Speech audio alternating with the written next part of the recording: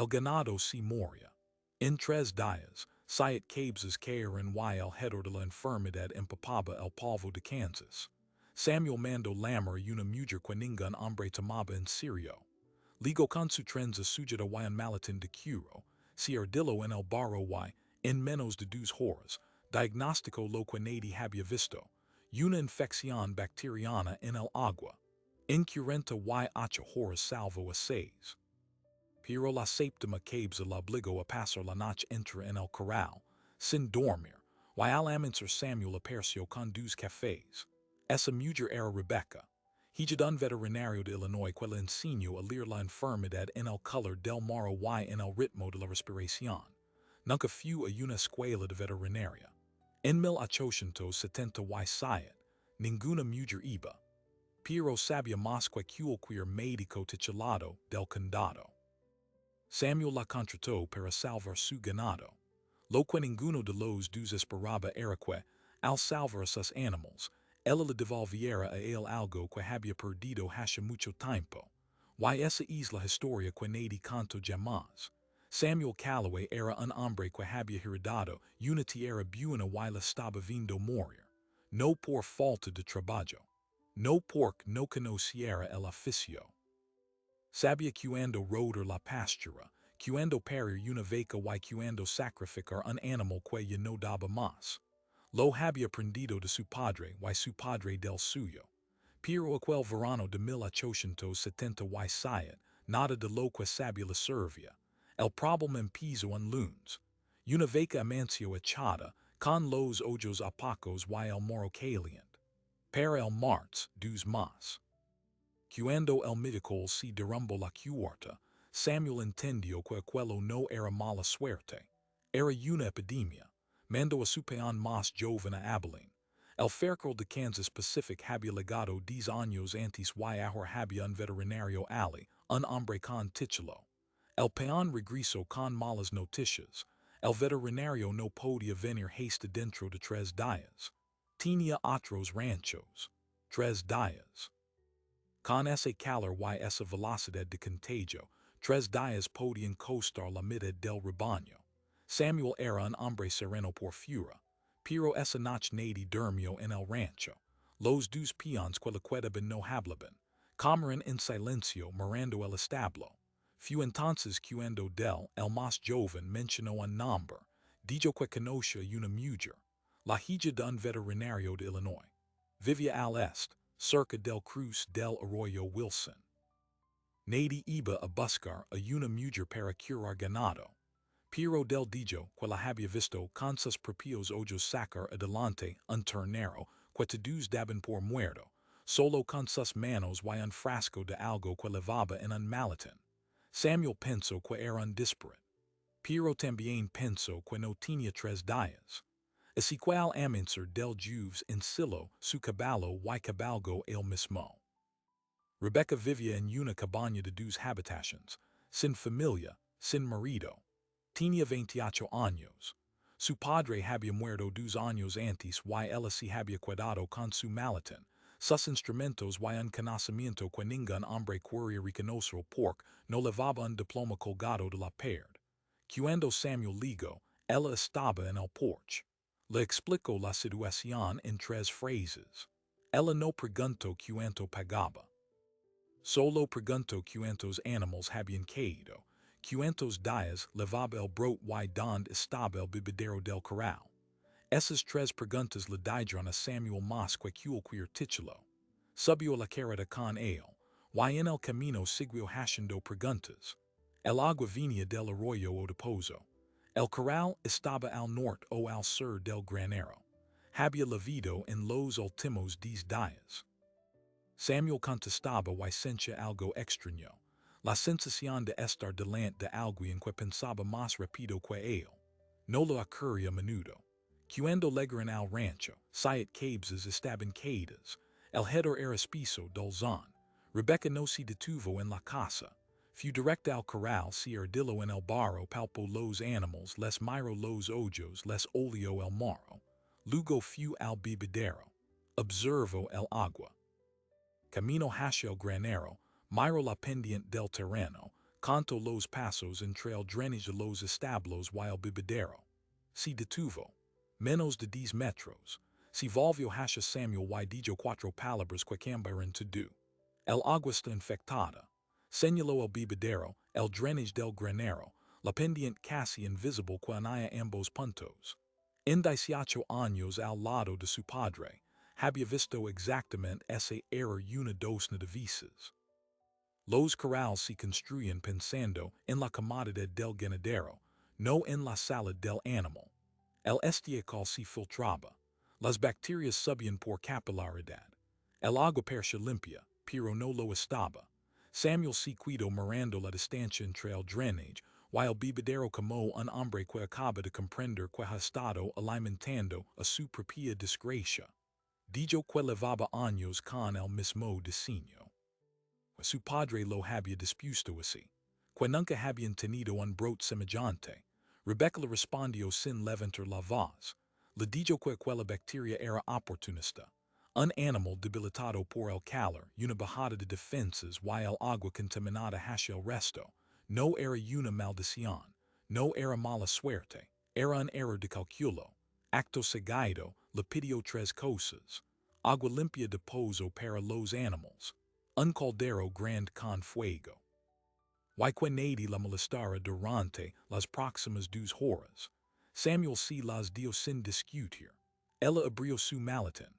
Dentro llevaba frascos de vidrio oscuro, hojas secas, polvos que olían a alcanfor y algo metálico. Su padre había sido un hombre metódico. Le había enseñado a preparar compresas torácicas con mostaza y jengibre para estimular la circulación pulmonar. Le había enseñado a reconocer la fiebre antes de que el animal mostrara síntomas visibles, palpando la base de las orejas y las axilas. Los peones miraban desde la cerca. Perry, el más joven, no disimulaba la incredulidad. Del, el que la había recomendado, observaba con el fanatismo silencioso de quien se ha jugado su reputación. Ella no les prestó atención. Preparó el caldo medicinal, diluyó los extractos, cargó un balde de agua limpia y fue moviéndose de animal en animal sin prisa pero sin pausa. A los más débiles les limpió el morro. A 2 les aplicó las compresas calientes sobre el pecho y los cubrió con mantas viejas que encontró en el granero. Hablaba en voz baja a cada animal mientras trabajaba. No como quien habla una bestia, sino como quien habla un paciente que entiende más de lo que perce. A las 2 horas, el animal que estaba más grave levantó la cabeza por primera vez en 2 días. Perry dejó escapar un sonido entre la risa y el asombro. Samuel no dijo nada, pero la forma en que apoyó las manos en la cerca cambió. Ya no era la postura de un hombre esperando lo peor. Rebecca trabajó 2 horas ese primer día. No se sentó. Apenas bebió agua. Cuando uno de los peones la ofreció relevarla, ella negó con la cabeza y dijo que la primera noche era la crítica. Si los animales superaban ese umbral, el resto sería cuestión de vigilancia. Si no lo superaban, todo lo demás sobraba. A la caída del sol, 5 de los 7 animales habían respondido. 2 estaban ya de pie, bebiendo agua limpia como si llevaran una semana sin probarla. Los otros 3, aunque débiles, tenían los ojos más claros y la respiración menos trabajosa. El sexto mejoró al amanecer del día siguiente. Rebecca llevaba 18 horas sin dormir. Samuel se lo dijo. Ella le respondió que su padre había pasado 3 noches seguidas durante una epidemia en el condado de Macon, y que si él había pedido, ella también. Samuel se quedó calado un momento y luego preguntó cómo había muerto su padre. Ella respondió que no había muerto de epidemia, había muerto de bancarrota. La gente del pueblo dejó de llamarlo cuando empezaron a llegar veterinarios con títulos de universidades del Este. Un hombre sin diploma, por mucho que supiera, había dejado de ser relevante. Samuel no dijo nada, pero sus ojos cambiaron. Algo en la forma en que la miraba ahora era distinto. Como si estuviera vindo a alguien que entendía una piedad de que él también conoce. La séptima cabeza era una vaca vieja. La preferida de Samuel, aunque él nunca lo hubiera dicho en voz alta. Rebecca lo supo porque él se detuvo frente a ese animal más tiempo que ante los otros. Y porque le puso la mano en la frente con una delicadeza que desentonaba con el resto de sus movimientos. Esa vaca no me lloraba. Habían pasado 36 horas desde que Rebecca llegara al rancho.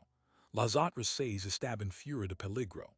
Pero la séptima llegaba, tenía los ojos hundidos y no respondía al tratamiento. Rebecca ajustó la dosis. Probó una compresa más caliente, un emplasto distinto, una posición diferente para ayudarla a respirar. Nada. Al atardecer del segundo día, la vaca entró en un momento crítico. La fiebre le subió tanto que los peones podían sentir el calor un pomo del cuerpo. Rebecca pidió trapos fríos y alguien que le acercara agua cada media hora. Dijo que ella se quedaba en el corral esa noche. Samuel intentó disuadirla. Dijo que era una mujer sola, que no era seguro, que ya había hecho bastante. Ella lo miró con firmeza. Le dijo que ella no había venido a salvar 6 animales. Había venido a salvar 7.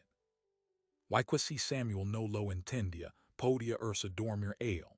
Los peones se quedaron muy quietos. Nadie le hablaba a Samuel Calloway. Él le sostuvo la mirada unos segundos, y entonces sucedió algo inesperado. No discutió, no se enfadó. Simplemente asintió y fue a buscar una manta. Esa noche, el rancho estaba en silencio. La luna era casi llena y la luz que sobre el corral como una niebla pálida. Rebecca se sentó en un fardo de heno junto a la vaca, apoyó la espalda contra la cerca y se dispuso a esperar. No rezó, porque no era mujer de rezar. Pero repasó mentalmente todo lo que su padre le había enseñado, buscando algo que se le hubiera escapado.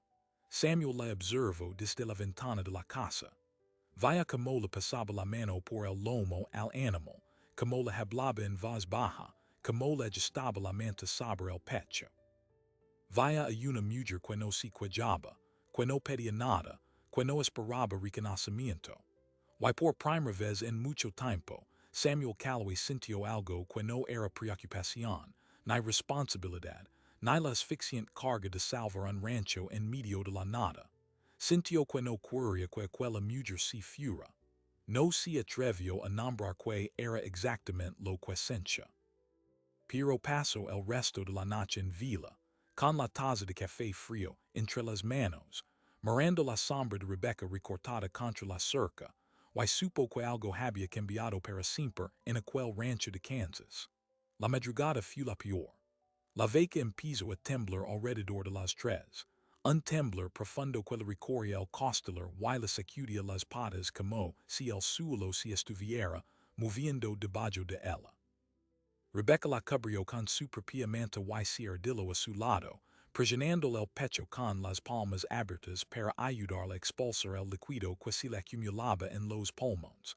No sabía cuánto tiempo estuvo así. Una hora, quizá 2. El tiempo en los corrales no se mide con reloj. En la casa Samuel oyó los ruidos, el jadeo del animal, el murmullo de la mujer. No fue a murmurar. Intuyó que ella no quería publicó. Pero tampoco se movió de la ventana. Cuando el cielo empezó a teñirse de gris sobre la pradera, el temblor cesó. La respiración de la vaca cambió. Pasó de ser un estrator corto y superficial a un ritmo más hondo, más lento, más parecido a lo que era antes de la enfermedad. Rebecca apoyó la cabeza contra el lomo tibio y soltó el aire que levaba conteniendo toda la noche. No loro. Era una mujer que había aprendido a no lorar cuando las cosas salían bien. Pero apoyó la cabeza en aquel animal viejo y seguido quieta, y en esa quietud cabía todo lo que no iba a decir en voz alta. Samuel salió de la casa. Había preparado 2 tazas de café. Café recién hecho, con los granos que guardaba para las ocasiones. Camino despacio hacia el corral, abrió la puerta sin hacer ruido y se acercó a ella. Rebecca levantó la vista. Tinia los ojos enrojecidos, el cabello suelto a un lado y las manos manchadas de barro y emplasto. No dijo nada. Él atendió una taza y se sentó en el hino a su lado. La séptima vivió dijo ella. Sí, respondió él. Y después nada. Se quedaron los dos sentados en el hino mientras el sol subía por encima de la pastura y el ganado, sano, empezaba a moverse hacia los bebederos limpios. La luz les daba de lino y ninguno se movió. El café se enfrió en las tazas. El animal se durmió con la cabeza apiada en el regazo de Rebecca, y ella no la apartó. Así los encontró del una hora después, cuando vino a relevarla sin que nadie se lo pidiera. Miró la escena, entendió algo que no supo explicar y se fue a buscar más hino sin hacer preguntas. Pasaron 3 días antes de que nadie mencionara que Rebecca seguía allí. Oficialmente se había cuidado para asegurar que los animales no recaeran. Era una excusa aceptable, nadie la puso en duda. Pero notó que ella no dormía en el cadáver junto a la cocina, sino en la pequeña habitación de la este, la cuidaba la loma. Notó que Samuel comía más despacio y hablaba más a la hora de la cena. Notó que a veces, cuando ella hablaba, él dejaba de comer para escucharla. No dijo nada.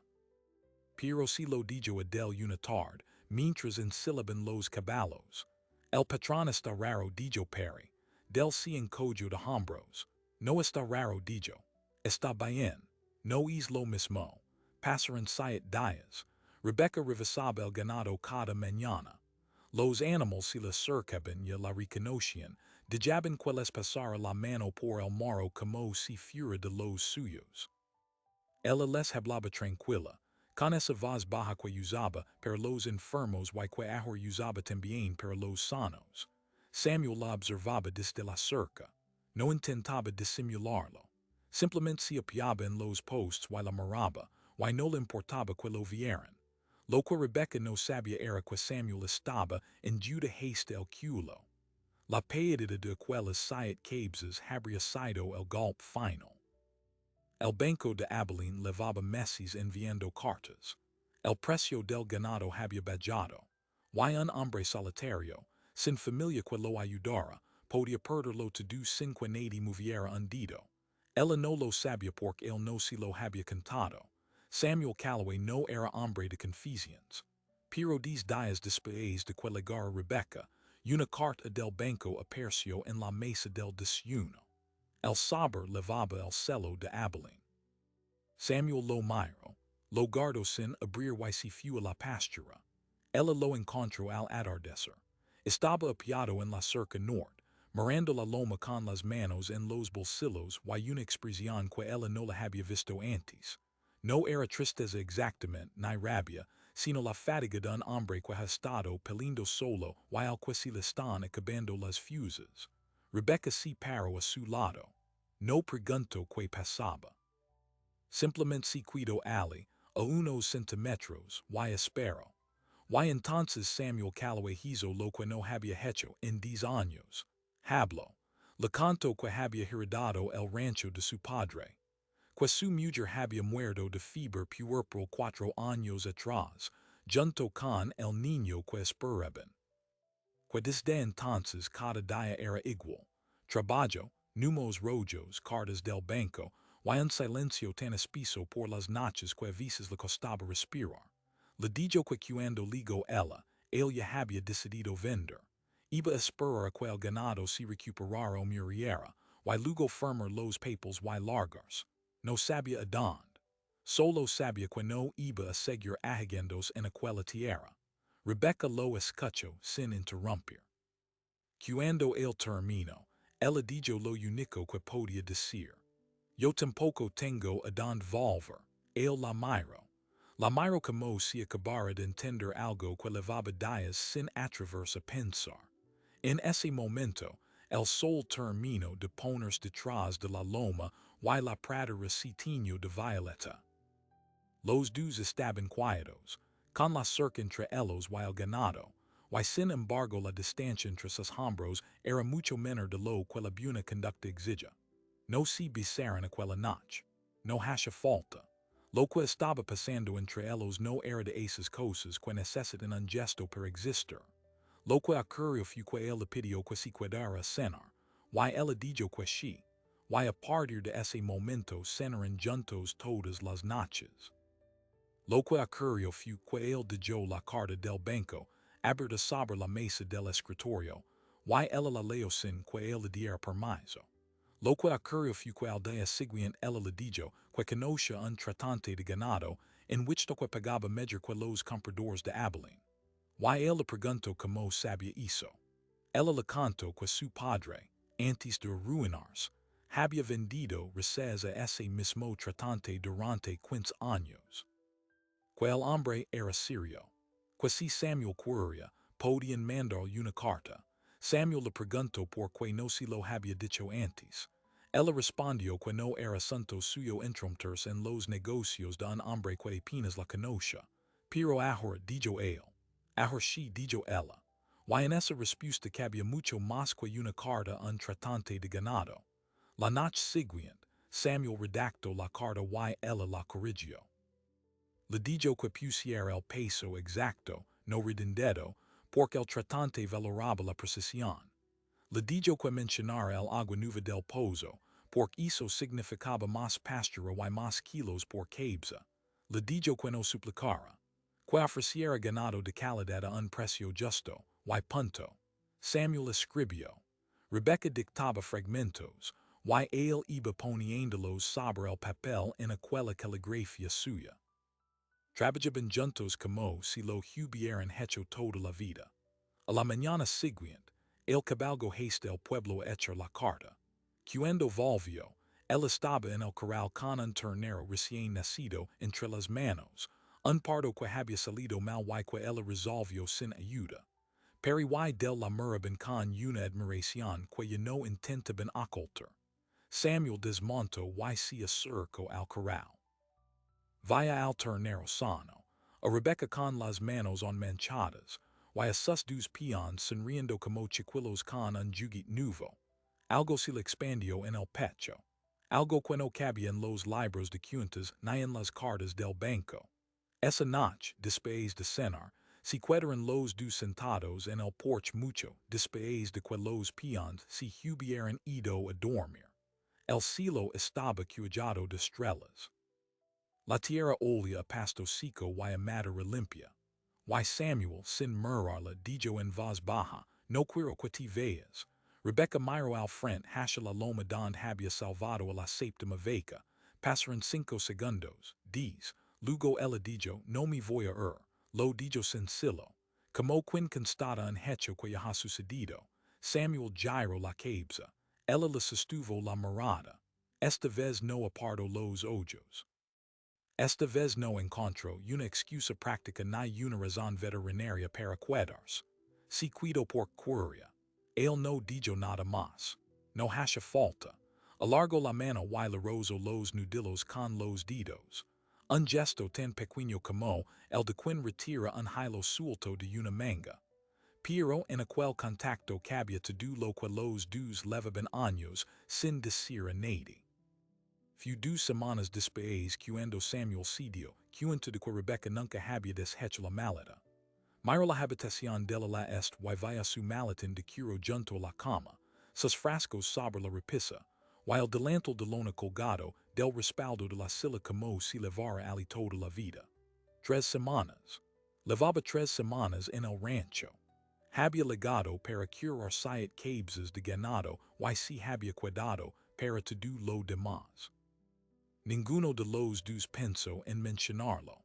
Y ajá, en esa ausencia de palabras, en ese pacto no escrito que se sachan solo, estaba el verdadero giro de esta historia. Porque Rebecca no había venido a Kansas buscando amor. Había venido porque un hombre desesperado le había ofrecido trabajo y ella no tenía nada que perder. Y Samuel no había mandado llamarla para encontrar compañía. La había mandado llamar porque su ganado se moría y el veterinario de Abilene no legaba. Pero el amor no necesita permiso. Lega cuando lega.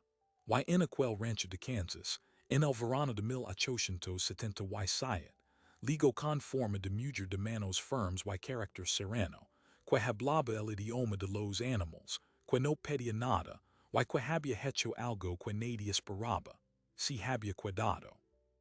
Lo que ninguno de los dos sabía era, que el verdadero desafío no había terminado, porque el banco seguía esperando. La carta al tratante de Wichita no tenía respuesta. Y en el pueblo de Abilene alguien había empezado a preguntarse por qué una mujer soltera llevaba 3 semanas viviendo en casa de un viudo. La carta del tratante de Wichita llegó en jueves de finales de agosto. Peri la recogió en el pueblo y subió la cuesta al galop, agitando el saber como si trajera noticias de guerra. Samuel la abrió en la cocina. Rebecca estaba removiendo los frijoles. No se dio la vuelta, pero dejó de mover la cuchara. El tratante se llamaba Amos Corrigan. Había tratado con el padre de Rebecca durante años y recordaba la calidad de su ganado. Decía que si la hija de aquel hombre avalaba un rebaño, él lo compraba sin verlo. Pero ponía una condición. Quería personalmente al rancho Callaway. Quería estrechar la mano de la mujer que había salvado 7 animales con las mismas técnicas que él vaya a usar a un viejo veterinario de Illinois 20 años atrás.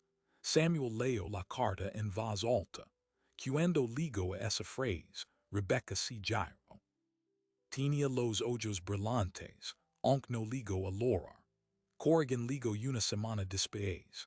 Era un hombre rechancho, de bigot cano y mirada rápida, que hablaba poco y cantaba todo.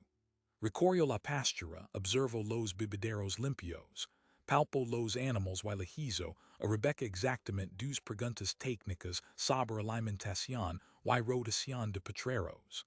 Ella respondió con la misma economía de palabras que había aprendido de su padre.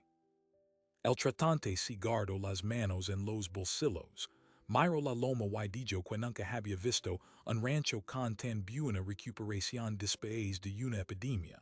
Aquella tarde, en la cocina, firma en el contrato, Corrigan ofreció un precio por cabeza superior al de los compradores de Abilene. Además, garantizaba la compra de la próxima operación. Samuel le estrechó la mano confusa. Cuando el tratante se fue, se quedó quieto junto a la ventana, con el papel en la mano, como si no acabara de creerse que estaba a salvo. Rebecca se acercó por detrás y le tocó el brazo. Ya está, dijo. Ya está, repitió él. El banco recibió el pago íntegro antes del 1 de septiembre. Samuel guardó la carta de liquidación en el mismo cajón donde había acumulado los avisos de deuda durante un año. Metió aquellos papeles viejos en la estufa y los vaya a arder sin decir palabra. Luego salió al porche y se quedó allí un buen rato, mirando la pastura como quien mira algo que ha estado a punto de perder. Pero quedaba un frente abierto. Las habladurías del pueblo. La señora Cormack, esposa del tendero de Abilene, fue la primera en hablar de más. Dijo que una mujer soltera viviendo en casa de un viudo era un escándalo. Que no importaba cuánto ganado hubiera salvado, la moral tenía sus reglas. La noticia corrió por el condado con esa mezcla de escándalo y entretenimiento que alimenta los pueblos pequeños. Una tarde, Rebecca fue a por suministros a Abilene. Entró en la tienda con su lista y su dinero, y la señora Cormack la ignoró durante 10 minutos mientras atendía a otros clientes. Rebecca no se inmutó. Esperó. Cuando por fin la atendió, Rebecca le tendió la lista y pago en mondas exactas, sin dejar propina. Y mientras recogía los paquetes, le dijo en voz baja pero perfectamente audible, salve 7 cabezas de ganado.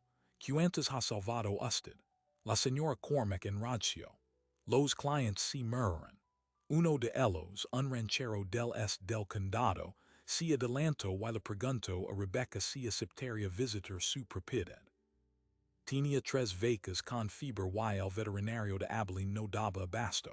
Rebecca dijo que sí. Ese fue el momento en que el pueblo cambió de bando. La primera visita al rancho vecino fue un éxito. La segunda, una semana después también. Rebecca cobraba poco y trabajaba mucho, why los rancheros empezaron a recomendarla de boca en boca, nadie preguntaba ya por su diploma, bastaba con verla trabajar. Samuel la acompañaba a veces. Se quedaba en el rancho while la esperaba en el porche al atardecer. Un día, cuando ella volvió de una visita particularmente larga, él le dijo que había estado pensando en construir una pequeña clínica junto al granero. Un espacio propio, con estanterías para sus frascos y una mesa de exploración. Rebecca lo miró. Sabía lo que significaba aquella oferta. No era solo un gesto práctico. Era una declaración de permanencia. No hace falta dijo ella. Yo ya estoy en casa, él se quedó calado. Luego alargó la mano, esa mano calosa de ranchero, y le tocó la mejilla con una suavidad que desmencha la fusa que había detrás. Entonces quedé dijo, para siempre. Ella apoyó su mano sobre la de él. No hubo más palabras, no hacían falta. La clínica se construyó igualmente. Samuel la levantó con ayuda de Perry y del, en el lado sur del granero, con una ventana amplia que daba la pastura. Rebecca colocó sus frascos en las estanterías y colgó el delantal de lona junto a la puerta. El primer animal que atendió allí fue un ternero cojo del vecino Henderson. Luego vinieron más. La noticia corrió por el condado, y el nombre de Rebecca dejó de ser susurro de escándalo para convertirse en referencia. Una mañana, Del encontró a Samuel en el corral temprano, y le dijo que la señora Cormac había mandado recado. Quería que Rebecca fuera a ver su caballo, que llevaba días sin comer. Samuel sonrió cosa rara en él, y dijo que sí que iría. Y luego añadió algo que Del recordaría mucho tiempo. No hay nada que esta mujer no pueda arreglar. Lo que ninguno de los dos sabía era que Rebecca ya no solo arreglaba animals. Aquella misma semana había recibido una carta del colegio veterinario de Chicago. Le ofrecían un puesto como instructor adjunto si quería trasladarse al este y formalizar su práctica con un título. Era la oportunidad que su padre nunca había tenido. Ella leyó la carta en silencio y la guardó en el cajón de la mesa, sin enseñársela a nadie. Una noche, después de la cena, se sentaron en el porche como tantas otras veces. El otoño empezaba a teñir la pradera de dorado. Las noches eran más frescas y Samuel le había puesto una manta sobre los hombros sin que ella se la pidiera. Ella le contó lo de la carta. Se lo dijo despacio, sin dramatismo. Le explicó que Chicago era una posibilidad, que nunca había estado en una ciudad grande, que quizá su padre hubiera querido que ella tuviera un título. Samuel la escuchó con aquella atención plena que ella le conocía. No interrumpió, no protestó. Cuando ella terminó, él se quedó calado un momento. Te llevaré a la estación de Abilene cuando quieras dijo. No era un desafío, no era una trampa. Era la verdad de un hombre que no sabía retener a las personas, solo dejarlas ir. Rebecca apartó la manta y giró el cuerpo hacia él. No quiero un título dijo. Quiero esto. Señaló el porche, la pastura, la loma y las estrellas que empezaban a encender sobre el techo del rancho.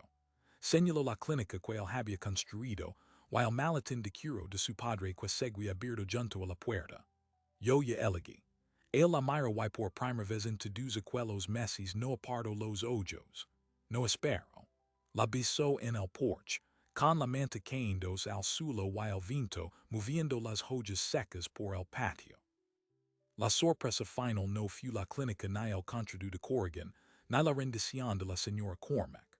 La sorpresa fue que Rebecca nunca había abierto la carta de Chicago hasta esa noche, y al hacerlo delante de él vaya que la oferta llevaba una fecha límite.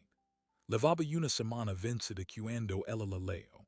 Había esperado a que el plazo expirara antes de decirlo nada a Samuel, porque ya había tomado su decisión. Por quería estar aquí, en esta tierra, con este hombre, y no necesitaba que ninguna institución le validara lo que sabía. Así que la rompió. Rompió la carta en dos mitades y las dejó sobre la mesa, y cuando él la miró con la pregunta en los ojos, ella solo dijo, eso ya no importa. Esa nace el rancho Callaway si dormio como siempre, con el vinto en la pastura y el ganado echado junto a los bebederos limpios. Pero algo había cambiado para siempre. No era el agua, aunque el agua seguía corriendo. No era el ganado, aunque el ganado estaba sano. Era la certeza de que dos personas que habían legado a ese rancho rodas y solitarias habían construido, sin darse cuenta, lo único que realmente importa, un lugar donde quedarse. Rebecca nunca se graduó. En 1877, ninguna mujer podía hacerlo. Faltaban 26 años para que Mignon Nicholson se convirtiera en la primera veterinaria titulada de Estados Unidos. Y décadas más para que el mundo aceptara que una mujer podía curar animales sin que su género fuera un escándalo. Pero en aquel rincón de Kansas, entre polvo y pastura, ella construyó lo que su padre no pudo. Una práctica respetada, un nombre que valía más que cualquier diploma, y una vida que no necesitaba permiso de nadie. Lo que Samuel y Rebecca encontraron aquel verano no fue solo ganado recuperado ni encontrado que salvo el rancho. Fue la prueba de que las personas no se salvan solas. Llega un momento en que lo más sensato es renderse, y lo único que te sachan es alguien que se sienta en el gino, a tu lado sin pedir explicaciones. Rebecca vino por los animales y se cuidó por el hombre. Samuel mandó llamar a una desconocida y encontró la única razón que le faltaba para seguir. Hoy, la clínica que él levantó junto al granero ya no existe. El rancho Callaway cambió de manos con los años. Pero la historia cuidó en los registros del condado que mencionan a una tal Rebecca como sanadora. Cuidó en la memoria de los peones que la vieron trabajar aquella noche. Y queda aquí ahora para recordarnos que la competencia no tiene género, que el amor no lega cuando uno lo busca sino cuando uno está a punto de perder lo todo. Y que a veces el hogar no es un lugar. Es la persona que te alcanza un café en el momento exacto en que más lo necesitas. Si esta historia te conmovió, suscríbete a este canal y síguela hasta el final. Deja tu ciudad en los comentarios de abajo. Quiero ver hasta donde lega esta historia.